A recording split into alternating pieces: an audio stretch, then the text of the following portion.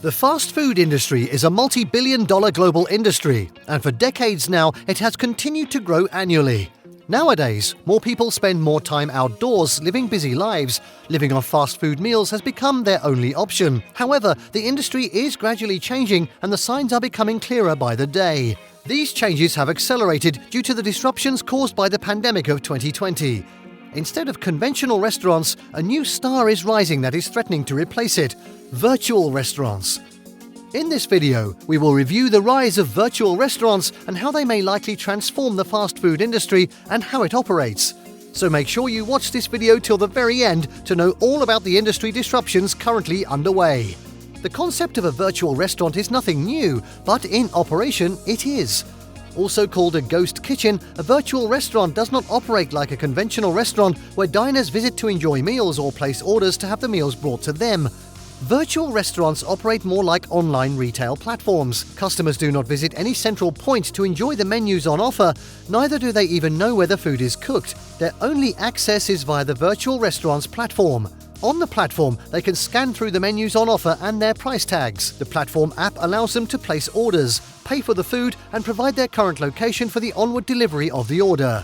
Only a few years ago, there were only very few virtual kitchens in operation, but in the last 20 months, their number has virtually quadrupled due to the rise in online demand for fast food. Due to the strict lockdowns initiated in many cities and countries worldwide, restaurant managers had to look for ingenious ways to get food across to customers wherever they may be, since the customers could no longer come to them.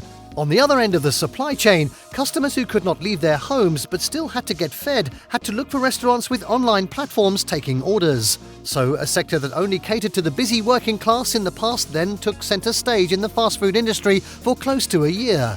Despite the dropping COVID numbers and the lifting of indoor dining restrictions, many people still prefer to order food online rather than eat out. This has caused a consistent rise in the price of menus sold by virtual restaurants due to the huge demand. The trial of the business concept has now gone mainstream, as many restaurants have started to adopt the concept in a bid to increase their sales margins. The room for growth and idea integration is getting industry watchers excited too. This is because we now see the establishment of virtual restaurants that do not even operate a kitchen of their own. While most of the virtual restaurants active today run an active restaurant, there are a few that do not even operate one but only link food vendors to final customers. This trend is becoming more popular by the day, and some industry analysts believe that it will become even more popular in the coming years. With third-party food delivery growing by as much as 138% by December 2020, the positive signs are clear for all to see. A perfect example of startup kitchens is Kalanick Cloud Kitchen. This online platform works with several restaurants per location, so online customers simply open their app to make their choice from among a wide selection of menus offered by all the restaurants. With multiple restaurants offering different menus at competitive prices, customers enjoy the luxury of the best meals at the least price. With the rise of virtual food kitchens, many industry analysts believe that the changes we are witnessing today will change the way the industry operates in the coming years.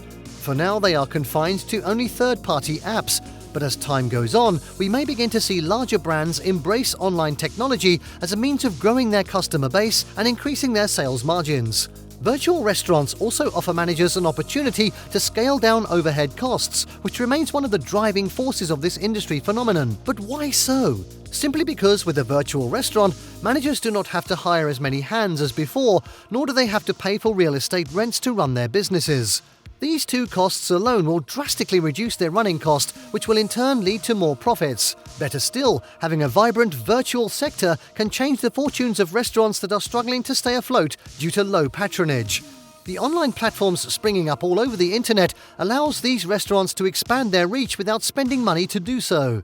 As the development continues to gather momentum, the industry we know begins to experience a reverse order. Rather than have the customers come to them, the restaurants will have to go to the customer wherever the customer may be. So a future drop in the number of diners frequenting restaurants may not be a bad thing if the restaurant has an active virtual arm that's doing well. Big brands like Grubhub and Uber Eats are beginning to lead the way, as these brands already have dedicated platforms specially designed for online food orders. As big as these brands are, their ghost kitchen platform does not employ a large front staff, but enough hands to keep their platforms running efficiently for customers. So far, so good. Other brands are following suit as they look to gain a large share of the online fast food market.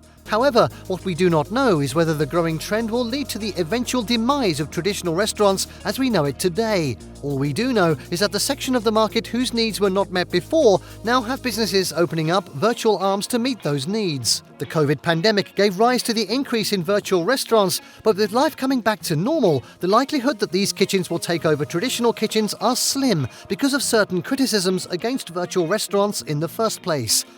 Firstly, reports coming to light that some of the restaurants working with some virtual platforms to supply customers don't have operating licenses is a huge red flag. For generations, one of the greatest criticisms of the fast food industry has been that of hygiene. This is why government health authorities scrutinize their operations more than most industries. Here lies one of the reasons why people are quite picky about where they eat and associate themselves with brands that they trust. With virtual restaurants, that trust is eliminated since the customer may not know for sure where the food is coming from. Secondly, the services offered by virtual restaurants negate the pillar of the fast food industry, which is hospitality. People can afford to eat at home, but not everyone who eats fast foods and at restaurants do so because they lack cooking skills or don't have the time to eat at home. Many people enjoy the hospitality value of eating at restaurants, so rather than replace traditional restaurants, virtual kitchens will create a new market of its own to cater to the needs of a new emerging market of people who are not traditional diners themselves. To what extent will virtual restaurants dominate the fast food industry?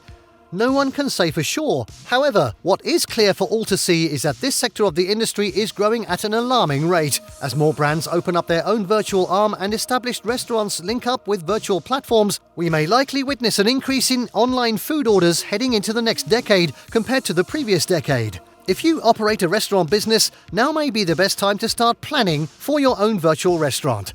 Thanks for watching this video. If you like this video, do like, subscribe, and don't forget to give comments and provide us with your valuable feedback. See you in the next video, and until then, stay tuned.